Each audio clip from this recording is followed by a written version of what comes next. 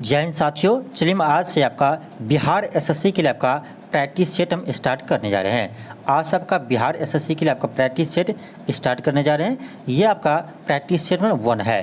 तो आपको आज से प्रत्येक दिन आपका एक प्रैक्टिस सेट आएंगे, यानी बिहार एसएससी के लिए आपका एक प्रैक्टिस सेट आएंगे। तो आप चैनल से जुड़ जाइए, आपको प्रत्येक दिन बिहार एसएससी का एक प्रैक्टिस सेट मिलेंगे। प्रैक्टिस सेट के साथ साथ आपको मैथ और साइंस का आपका चैप्टर वाइज क्लास चलेंगे। आपका देखिए मैथ का क्लास हम आपको स्टार्ट कर दिए हैं। इसमें आपका परसेंटेज पहले हो चुका है, तो परसेंटेज आपको हम पहले पढ़ा चुके हैं और अभी आपका टाइम एंड वर्क चल रहा है। तो टाइम एंड वर्क का आपका यानी 2 क्लास हो चुका है। तो जिसको भी मैथ आपको अलग से पढ़ना है तो आप क्लास जाकर देख सकते हैं। आपके प्लेलिस्ट में जाकर सभी मिल जाएगा। आप प्लेलिस्ट में जाइए, आपको सभी वीडियो मिल जाएंगे। तो चलिए हम स्टार्ट करते हैं। क्वेश्चन फर्स्ट है आपका कि 16वीं शताब्दी में किस भारतीय शासक ने चांदी का सिक्का जारी किया और इसे रुपया का नाम दिया? तो ये क्या था आपका शेरशाह सूरी ने। 16वीं शताब्दी में शेरशाह सूरी ने चांदी का सिक्का जारी किया था जिसका नाम रुपये था। क्या था? रुपये था। इसे आप ध्यान रखिएगा। और यानी शेरशाह सूरी ने तांबे के सिक्के भी चलाए थे। तांबे के सिक्के भी चलाए थे जिसका नाम क्या था? जिसका नाम था दाम। इसे भी आप ध्यान रखिएगा।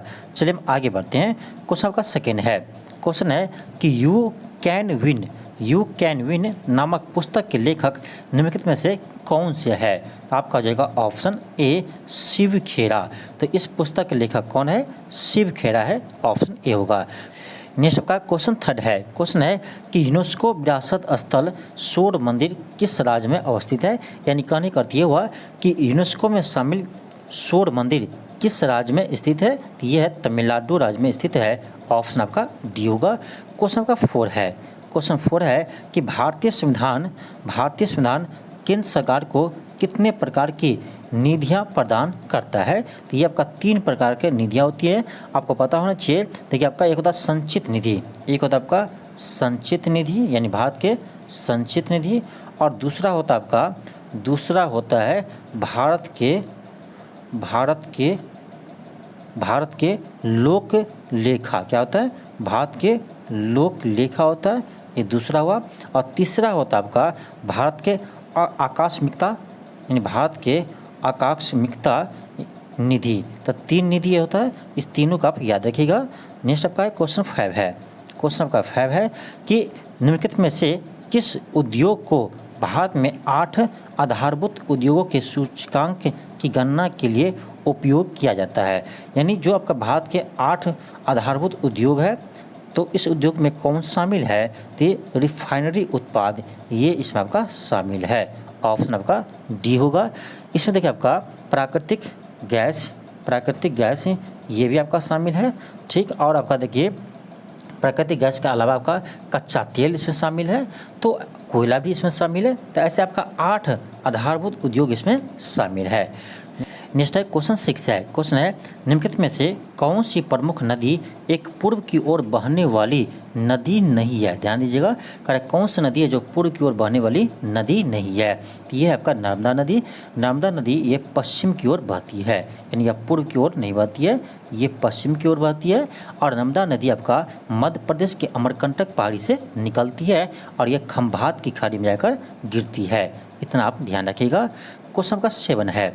क्वेश्चन 7 है कि नई लोकसभा निर्वाचित होने के उपरांत वर्तमान लोकसभा के अंतिम सत्र हेतु निम्नलिखित में से कौन सा शब्द का प्रयोग किया जाता है?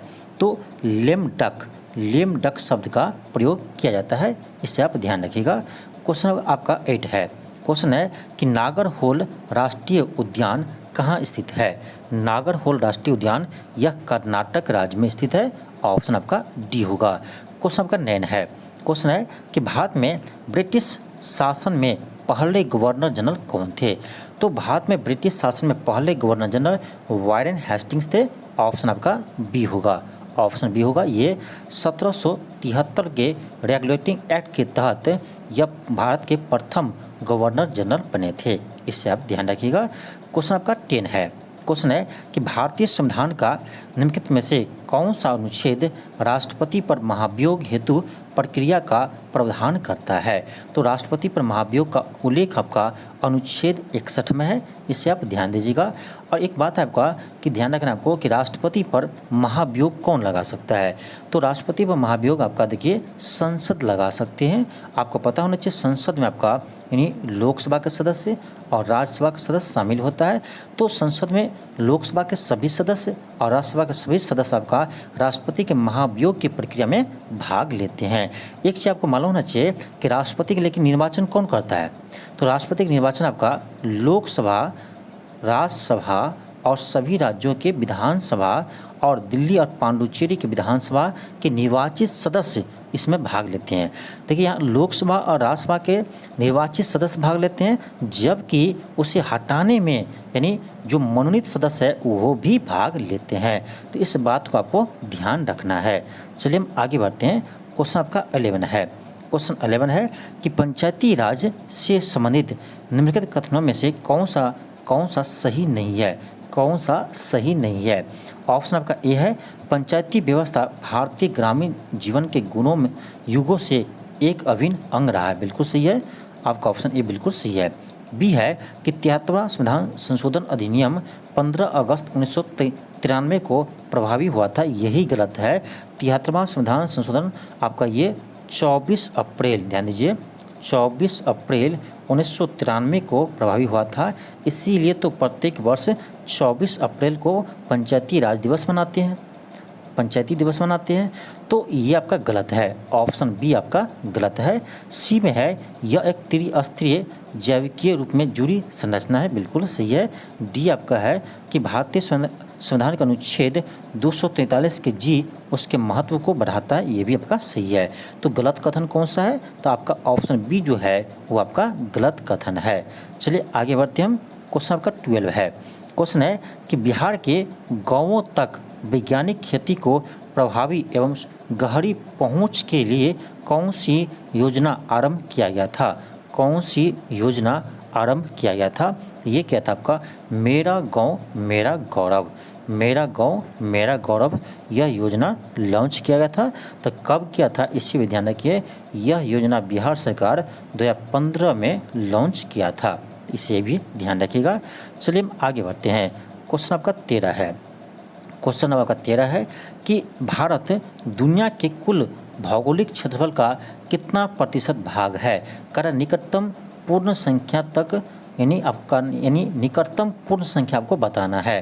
तो आपको मालूम होना चाहिए कि पूरे विश्व के क्षेत्रफल का भारत का क्षेत्रफल कितना हिस्सा है। तो 2.42% है, 2.42% है। तो आपको कह रहा है कि इसका जो आपका निकटतम पूर्णांक है उसमें बताना है। तो इसको हम कह सकते हैं आपका लगभग कितना 2 के बराबर। नज़दीक पूर्णांक तो 2 ही है, तो इसका आंसर क्या आएगा आपका ऑप्शन ए आएगा 2। नेक्स्ट आपका क्वेश्चन 14 है। क्वेश्चन है कि टू लव्स पुस्तक के लेखक कौन है। टू लव्स पुस्तक के लेखक कौन है। तो ये है विक्रम सेठ है, ऑप्शन आपका डी होगा। नेक्स्ट आपका है क्वेश्चन आपका 15 है। क्वेश्चन 15 है कि अफ्रीकी देश जाम्बिया की राजधानी है।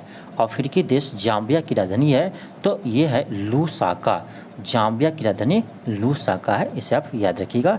अब देखिए यहाँ पर आपका रीजनिंग का क्वेश्चन है, 16-17 से आपका रीजनिंग का क्वेश्चन है। तो देखिए इसे बनाने के लिए अभी भी बना सकते हैं, लेकिन हम चलिए पहले जितनी भी आपका जीके जीएस का क्वेश्चन है उससे हम सोल्व कर लेते हैं। उसके बाद आपको हम सभी मैथ्स और रीजनिंग के भी क्वेश्चन को सोल्व करेंगे। तो इसी वीडियो में करेंगे आपको मैथ और रीजनिंग के क्वेश्चन को भी सोल्व करेंगे, लेकिन हम पहले जितने भी इसमें जीके जीएस है उसे हम पहले सोल्व कर लेते हैं। उसके बाद आपको हम मैथ और रीजनिंग का जो भी क्वेश्चन है सभी को हम हल करेंगे। देखिए आपका यहाँ से आपका एक सेकेंड, देखिए यहाँ तक आपका रीजनिंग का क्वेश्चन था, ठीक है। यहाँ तक आपका रीजनिंग का क्वेश्चन था, एक सेकेंड 40 ठीक है। यहाँ तक आपका रीजनिंग का है। देखिए यहाँ से आपका साइंस का क्वेश्चन है। देखिए क्वेश्चन 41 है, वो आपका साइंस का है। क्वेश्चन कह रहा है कि एक कांच के गिलास में गर्म पानी लेकर रेफ्रिजरेटर के फ्रिज में रखा, ठीक। अब कह रहा तापमान जो है आपका 0 डिग्री से कम था 0 डिग्री से आपका तापमान कम था। यदि गिलास के पानी का ताप मापते हैं तो निम्न में से कौन सा ग्राफ समय के साथ ताप परिवर्तन को सही दर्शाता है। बहुत ही अच्छा क्वेश्चन है। अब देखिए ये आपका कह रहा है एक कांच के गिलास में गर्म पानी को लेकर किस फ्रिज में रखता है। फ्रिज का तापमान क्या है आपका 0 डिग्री से कम है। तो ये जो आपका पानी गर्म होगा तो इसको फ्रिज में रखेंगे तो वो धीरे धीरे क्या होगा ठंडा होगा। वो ठंडा होगा क्या होगा वो 0 डिग्री से तापमान के पास पहुँचेंगे और उसके बाद वो कांस्टेंट रहेगा। यानी आपका देखिए ऑप्शन आपका क्या आएगा, ऑप्शन आपका आ जाएगा बी। क्या आएगा, ऑप्शन आपका बी आ जाएगा। ये जो बी ग्राफ देखिए आपका तापमान क्या आ रहा है धीरे धीरे घट रहा है और जब 0 हो गया तो उसके बाद क्या है आपका सेम है। यहाँ से आपका तापमान नहीं घट रहा है। तो यानी आपका क्या होगा ऑप्शन आपका बी हो जाएगा। ठीक है, इसका ग्राफ बिल्कुल बी सही है। चलिए हम आगे बढ़ते हैं। क्वेश्चन आपका 42 है। क्वेश्चन कह रहा है कि ऊंचे भवनों के शिखर पर लगे खतरे के संकेत लाल वर्ण के होते हैं।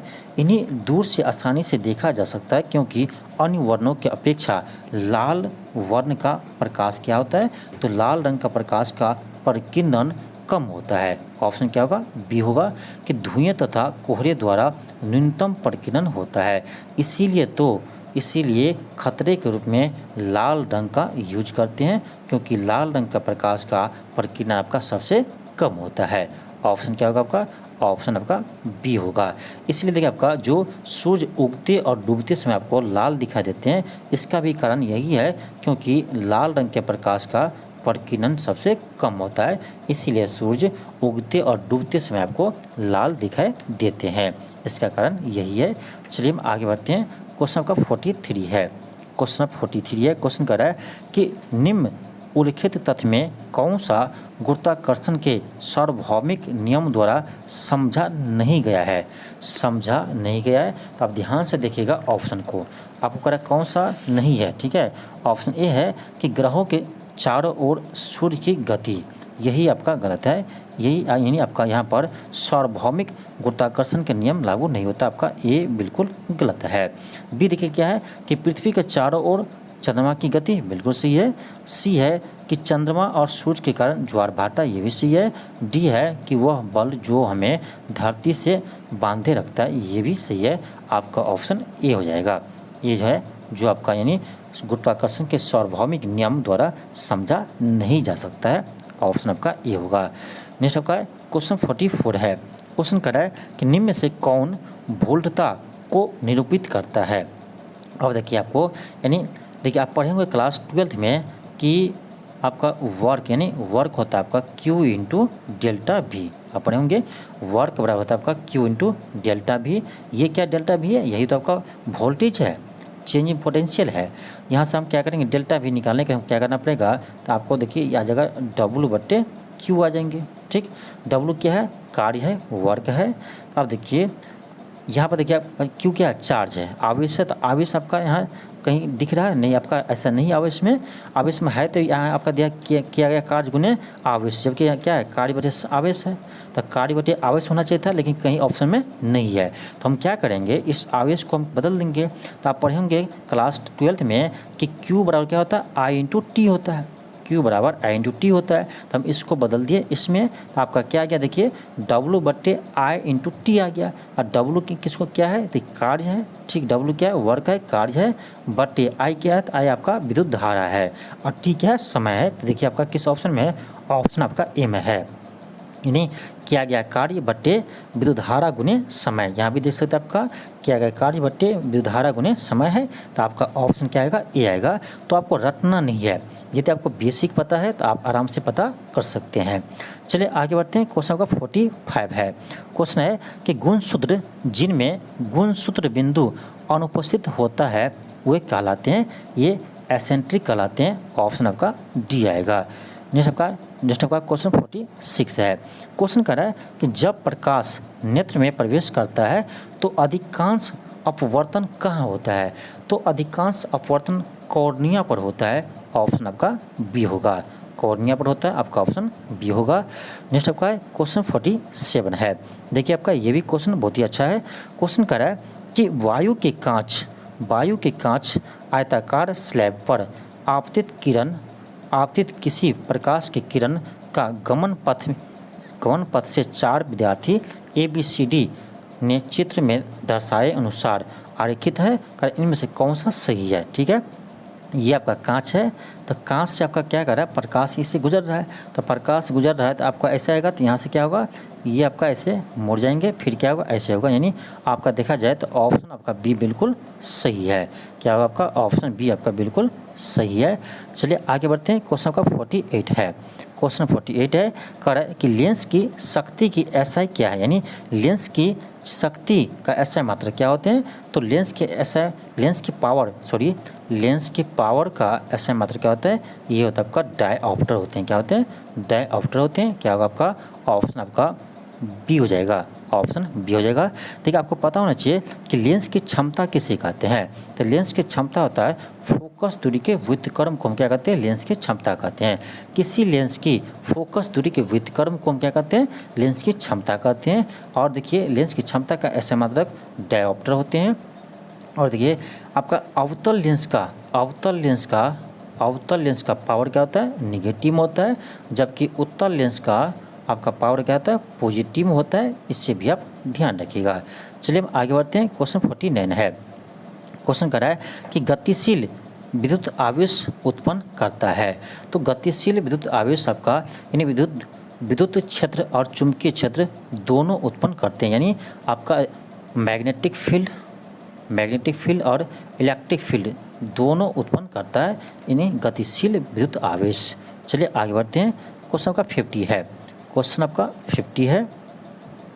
क्वेश्चन कह रहा है कि निम्नलिखित में से कौन एल्केन को दर्शाता है। निम्न में से कौन एल्केन को दर्शाता है। तो एल्केन है, ध्यान दीजिए क्या है, एल्केन है। तो एल्केन है आपका ANE है तो सिंगल बॉन्ड होगा, ऐसे ध्यान रखिए। एल्केन है, ANE है तो सिंगल बॉन्ड होगा, ऑप्शन आपका बी आ जाएगा।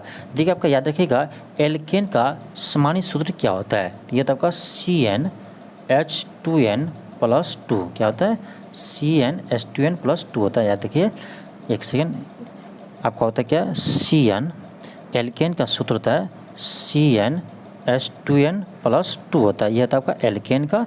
ठीक, और होता है आपका क्या, एक होता है आपका एल्कीन। क्या होता है, एल्कीन होता है। तो एल्कीन में आपका डबल बॉन्ड होता है, तो ये आपका एल्कीन है। ठीक है, और एक होता है आपका एल्काइन। तो एल्काइन में आपका ट्रिपल बॉन्ड होता है, इससे भी आप ध्यान रखिएगा।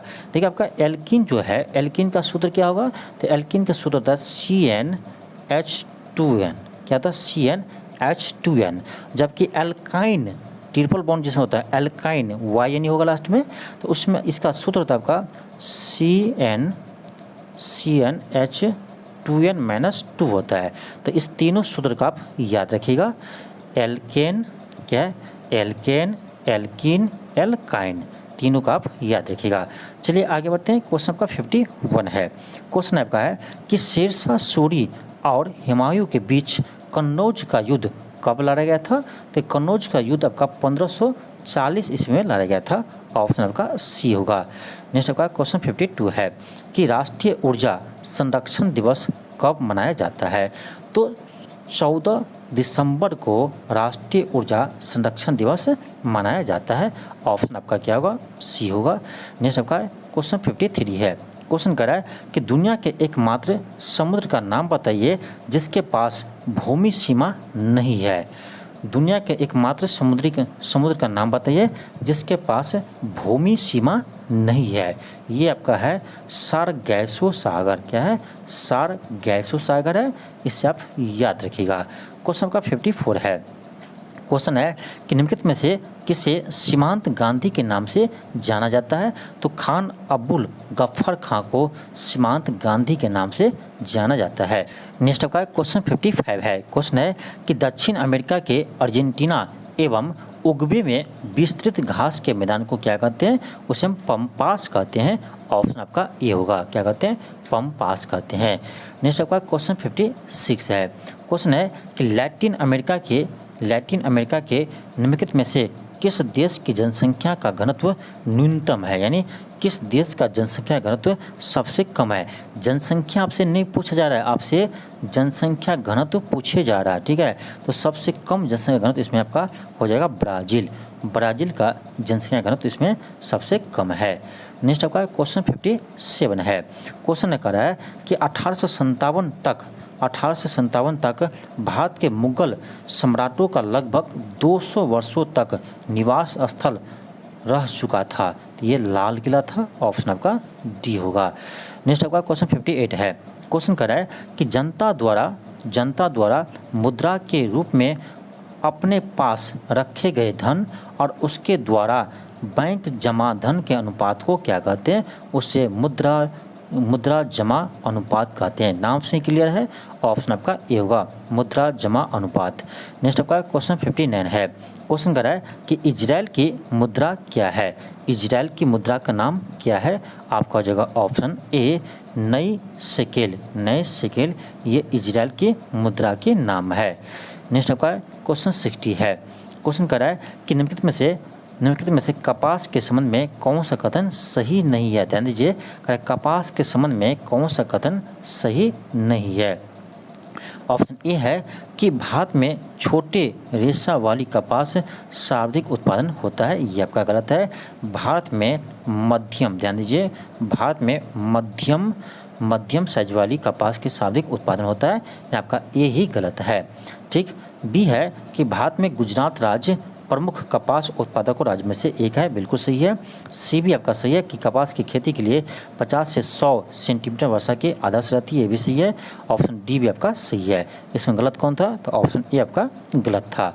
नेक्स्ट आपका क्वेश्चन 61 है। क्वेश्चन करा है कि भारतीय भूवैज्ञानिक सर्वेक्षण का मुख्यालय कहाँ स्थित है? भारतीय भूवैज्ञानिक सर्वेक्षण का मुख्यालय कहाँ स्थित है? तो ये है आपका कोलकाता में स्थित है। ऑप्शन आपका क्या होगा? ऑप्शन बी होगा। नेक्स्ट आपका क्वेश्चन 62 है। क्वेश्चन है कि निम्नलिखित में से कौन सी नृत्य शैली राजस्थान से संबंधित नहीं है? तो गणगौर तो है राजस्थान से, घूमर भी है, कालबेलिया भी है, लेकिन लावनी आपका ये महाराष्ट्र के लोक नृत्य है। लावनी ये महाराष्ट्र के लोक नृत्य है, इससे आप ध्यान दीजिएगा। चलिए आगे बढ़ते हैं। क्वेश्चन का है क्वेश्चन 63 है। क्वेश्चन है कि देवगढ़ का दशावतार मंदिर निम्नलिखित में से किस राज्य में स्थित है? तो ये है उत्तर प्रदेश में, ऑप्शन बी होगा। नेक्स्ट आपका क्वेश्चन 64 है। क्वेश्चन है कि निम्नलिखित में से किसे दर्शन के शाक्य प्रणाली की स्थापना का श्रेय दिया जाता है? तो आपका होगा ऑप्शन सी गौतम। किसको दिया जाता है? गौतम को दिया जाता है। नेक्स्ट आपका क्वेश्चन 65 है। क्वेश्चन है कि जब भारत स्वतंत्र हुआ उस समय भारतीय राष्ट्रीय कांग्रेस के अध्यक्ष कौन थे? तो ये थे आपका जे.बी. कृपलानी। जब भारत आज़ाद हुआ उस समय कांग्रेस के अध्यक्ष जे.बी. कृपलानी थे। नेक्स्ट आपका क्वेश्चन 66 है। क्वेश्चन है कि सिद्धांत शिरोमणि नामक प्राचीन ग्रंथ निम्नलिखित में से किसने लिखा है? ये लिखा है आपका भास्कराचार्य। किसने लिखा है? भास्कराचार्य ने लिखा है। ऑप्शन आपका सी होगा। नेक्स्ट आपका क्वेश्चन 67 है। क्वेश्चन आपका 67 है। क्वेश्चन कर रहा है कि पंजाब हिमालय किस नदियों के, यानी किन नदियों के मध्य स्थित है? पंजाब हिमालय किन नदियों के मध्य स्थित है? तो ये सिंधु और सतलज नदी के मध्य स्थित है। ऑप्शन आपका बी होगा। नेक्स्ट आपका क्वेश्चन 68 है। क्वेश्चन है 19वें एशियाई खेल में भारतीय महिला क्रिकेट टीम ने कौन से पदक प्राप्त किया है? ये आपका हाल ही में अभी चल ही रहा है, आपका 2023 में ये आपका चीन के हांगझू शहर में चल रहा है आपका 19वें एशियाई खेल। तो उसमें भारतीय महिला क्रिकेट टीम ने स्वर्ण पदक जीता है। इससे आप ध्यान रखिएगा। किसको हराकर? तो श्रीलंका को हराकर भारत महिला टीम ने स्वर्ण पदक जीता है। इससे आप ध्यान रखिएगा।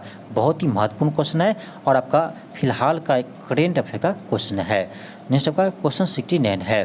क्वेश्चन है कि बिहार में सोन नदी का प्रवेश किस जिला में होता है? बिहार में सोन नदी का प्रवेश रोहतास जिला में होता है। ऑप्शन आपका क्या होगा?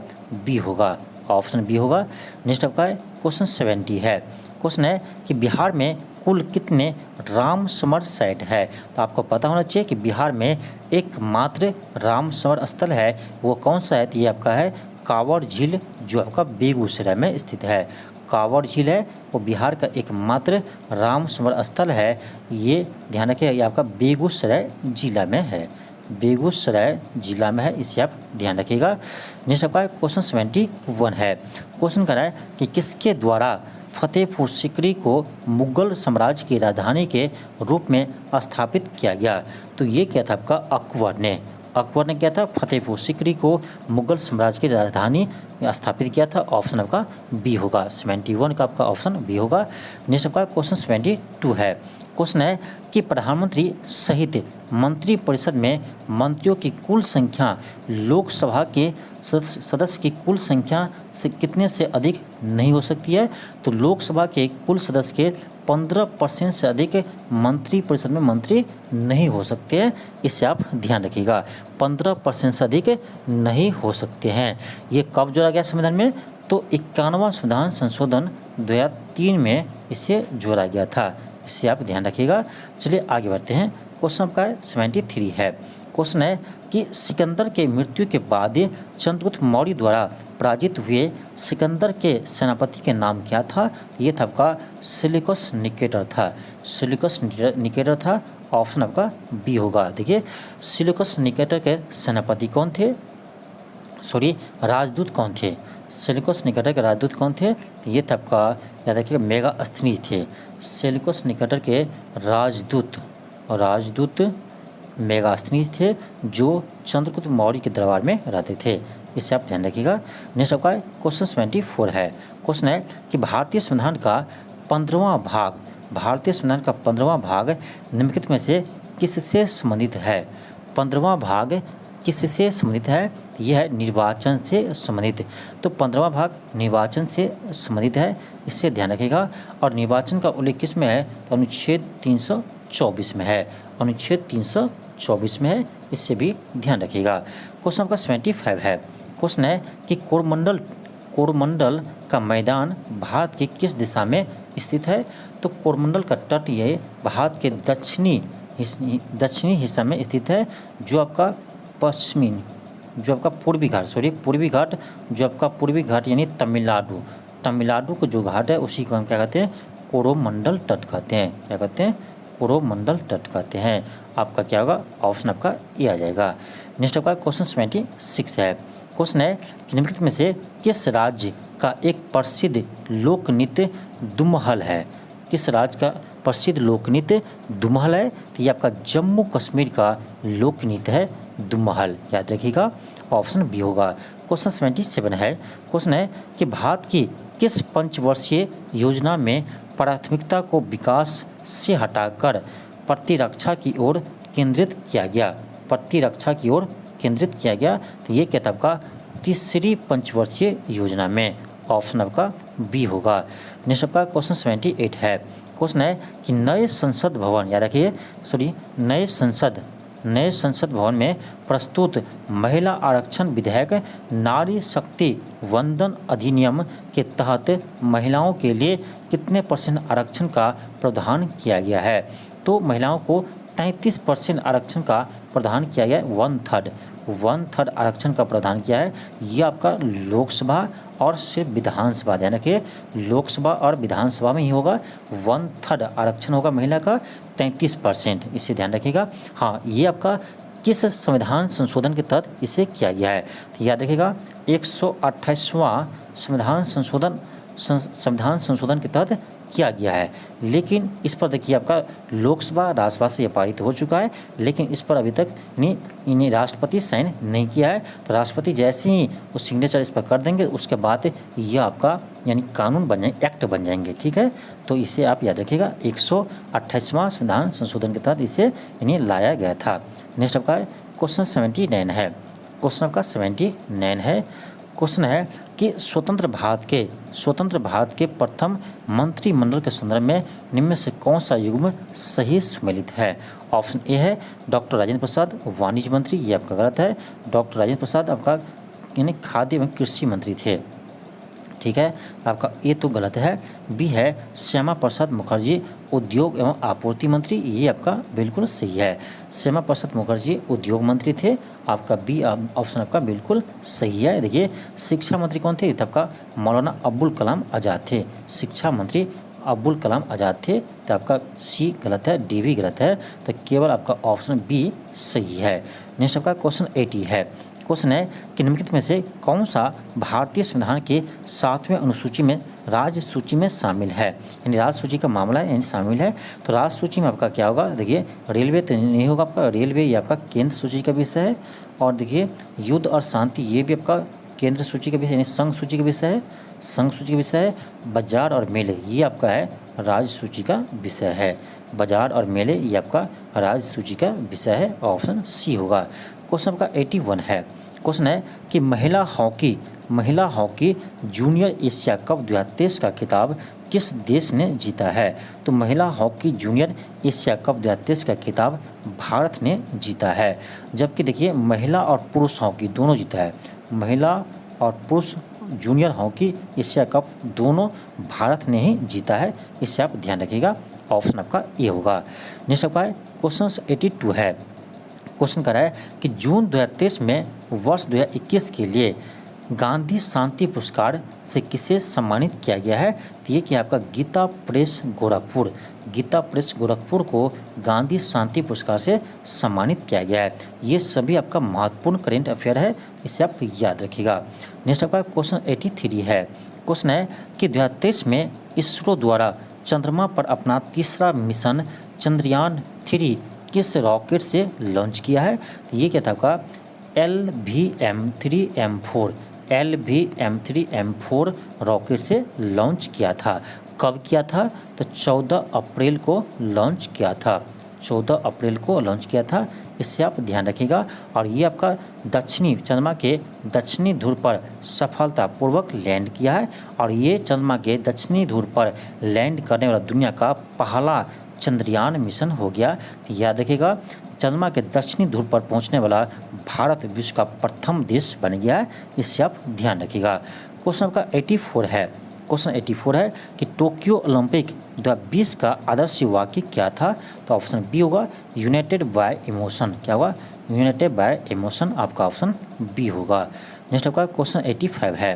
क्वेश्चन है कि महिला उद्यमिता दिवस प्रतिवर्ष कब मनाया जाता है। तो आपका 85 को हो जाएगा option A 19 November, option A होगा। देखिए आपका यहाँ भी आपका 86 आपका रीजनिंग का क्वेश्चन है। तो चलिए इसे हम अभी छोड़ देते हैं, बाद में बनाएंगे, पहले हम पूरे जीके जीएस को हम देख लेते हैं। यहाँ से आपका फिर से साइंस स्टार्ट है, यानी आपका जीके जीएस स्टार्ट है। तो चलिए बनाते हैं। क्वेश्चन आपका 136 है कि ऑक्सीजन के एक अणु का द्रव्यमान है। देखिए ऑक्सीजन है तो आपका ऑक्सीजन गैस की बात करता है, तो O2 होता है। तो एक अणु में आपका कितना होगा, तो O2 यानी एक मोल में कितना ग्राम होगा। तो देखिए ऑक्सीजन को 16 होता है, 16 दूनी 32 ग्राम हो जाएगा, 16 दूनी 32 ग्राम हो जाएगा, ऑप्शन आपका बी होगा। नेक्स्ट आपका क्वेश्चन 137 है। क्वेश्चन है कि अणुओं की गतिज ऊर्जा का बढ़ता हुआ क्रम है। अणुओं की गतिज ऊर्जा का बढ़ता हुआ क्रम है। तो सबसे अधिक गतिज ऊर्जा होगा गैस में, फिर होगा द्रव में, और सबसे कम होगा आपका ठोस में। यानी आपका ऑप्शन क्या होगा, ए हो जाएगा। ठीक है, ऑप्शन ए होगा।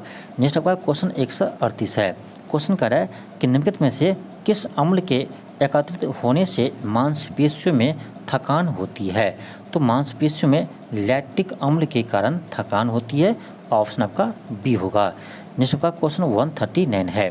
क्वेश्चन कह रहा है कि विसर्जन नली में कैथोड किरणें को उत्पन्न करने के लिए कौन सा वायुदाब सही है, ऑप्शन आपका डी होगा 0.001 mm of Hg, option D होगा। क्वेश्चन आपका 140 है। क्वेश्चन है कि निम्न में से कौन सा कथन गलत है, ऑप्शन ए है कि अधातुएं धन आयन बनाती है, यही आपका गलत है। अधातुएं धन आयन नहीं बनाती है, यह ऋण आयन बनाती है, ऑप्शन बी आपका सही है कि अधातुएं ऋण आयन बनाती है, जबकि धातुएं, ध्यान दीजिए, धातुएं धन आयन बनाती है, इससे आप ध्यान दीजिएगा। और देखिए आपका सी है अधातुएं विद्युत की कुचालक होती है, बिल्कुल सही है। डी है अधातुएं अम्लीय ऑक्साइड बनाती है, ये भी आपका सही है, अधातुएं अम्लीय ऑक्साइड बनाती है, जबकि धातुएं, ध्यान दीजिए, जबकि धातुएं ये इन अम्लीय ने क्षारीय ऑक्साइड बनाती है, धातुएं क्षारीय ऑक्साइड बनाती है। यानी आपका बी सही है, सी सही है, डी सही है और आपका ऑप्शन ए गलत है। तो आपसे गलत पूछा जा रहा था, इसीलिए ऑप्शन ए होगा, ऑप्शन ए होगा। चलिए नेक्स्ट आपका 141 है। क्वेश्चन है एक्टिनाइड श्रेणी में 14 तत्व है, निम्नलिखित में से कौन सा तत्व इस श्रेणी का सदस्य नहीं है? तो ऑप्शन आपका सी हो जाएगा। देखिए इसका नाम होता है यानी थूलियम। इसका नाम क्या है? थूलियम। तो थूलियम ये आपका एक्टिनाइड श्रेणी का नहीं है, यह लेंथेनाइड है। क्या है? ये लेंथेनाइड श्रेणी का तत्व है। नेक्स्ट आपका क्वेश्चन 142 है। क्वेश्चन कर रहा है कि निम्नलिखित में से कौन सा कथन सही है? कौन सा कथन सही है? और 1 में है कि ठोस CO2 को सूखी बर्फ के रूप में जाना जाता है, बिल्कुल सही है। सेकंड है कि ठोस CO2 सीधे तरल रूप में बदल जाती है, ये आपका गलत है।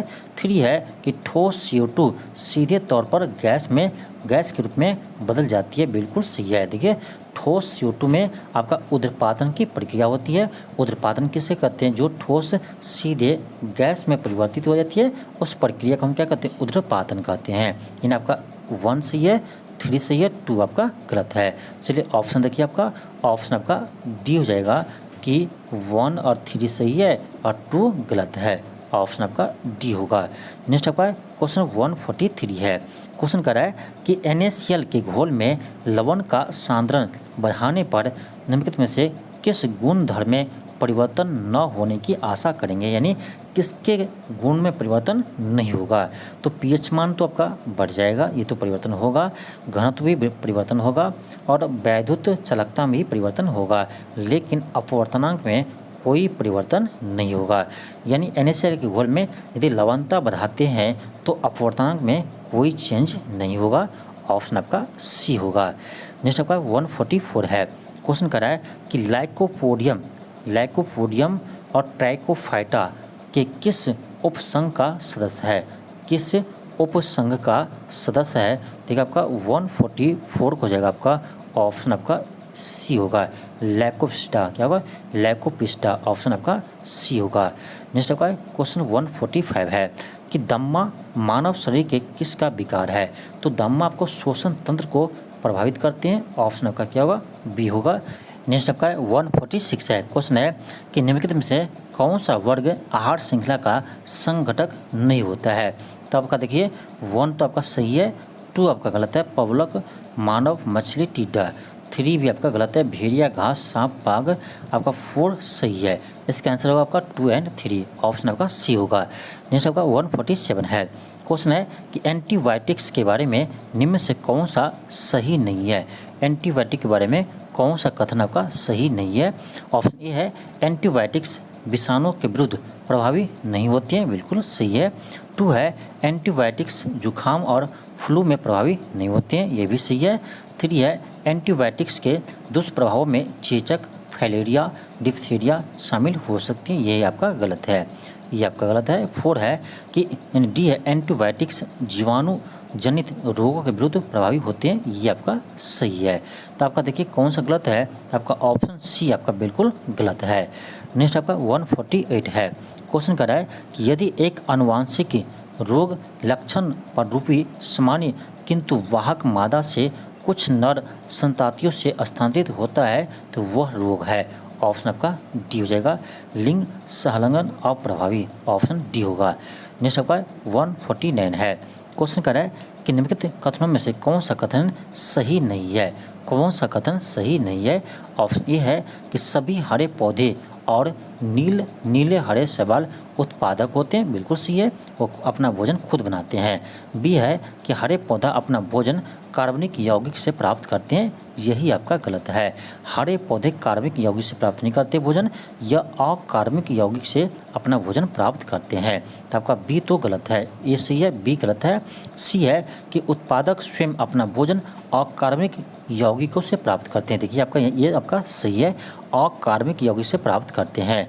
तो आपका डी है पौधे ऊर्जा को रासायनिक ऊर्जा में बदल देते हैं, ये भी आपका सी है, यानी गलत कौन था? आपका ऑप्शन बी आपका बिल्कुल गलत है। नेक्स्ट आपका क्वेश्चन नंबर 150 है। क्वेश्चन 150 है कि HIV का इलाज नहीं होने पर कौन सा रोग हो सकता है? तो एड्स हो सकता है, क्योंकि HIV वायरस के कारण एड्स बीमारी होती है। आपका ऑप्शन सी होगा। अब देखिए आपको रह गया क्या, तो आपको रीजनिंग और मैथ रह गया, ठीक है, रीजनिंग और मैथ का क्वेश्चन रह गया, ठीक है। अब देखिए कि रीजनिंग और मैथ का क्वेश्चन जो इस सेट में आपका बहुत लंबा क्वेश्चन है, ठीक है। देखिए ऐसे क्वेश्चन है जो आपको यहाँ सोल्व हो सकता है, लेकिन ऐसे बहुत सारे क्वेश्चन है जो यहाँ पर सोल्व करना संभव नहीं है, इसीलिए क्योंकि आपका यहाँ पर जगह नहीं है। तो क्वेश्चन को सोल्व करने में आपको समय, यानी ये आपका लेंदी क्वेश्चन है, इसीलिए आपको जितने भी आपका मैथ्स और रीजनिंग का क्वेश्चन है इसका सभी को आपको हम बोर्ड पर सोल्व करेंगे। यानी जितने भी आपका मैथ्स और रीजनिंग का क्वेश्चन है वो आपको हम नेक्स्ट वीडियो में आपको बोर्ड पर सभी क्वेश्चन को हम सोल्व करके बताएंगे। तो तब तक आप इसको यानी सेट को लगाइए और जितने भी मैथ और रीजनिंग का क्वेश्चन है उसे सोल्व कीजिए।